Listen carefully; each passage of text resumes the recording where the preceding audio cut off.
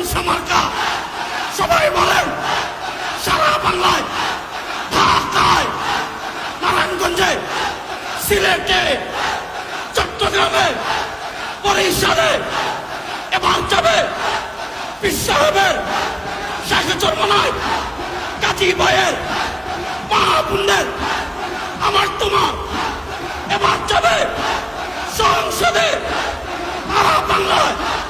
নারায়ণ তাকবীর, ইনকিলাব জিন্দাবাদ। আবার দেখা হবে। কোনো মার্কা আছে? জোরে বলেন না সবাই, কোনো মার্কা আছে? ইসলামের পক্ষের কোনো মার্কা আছে?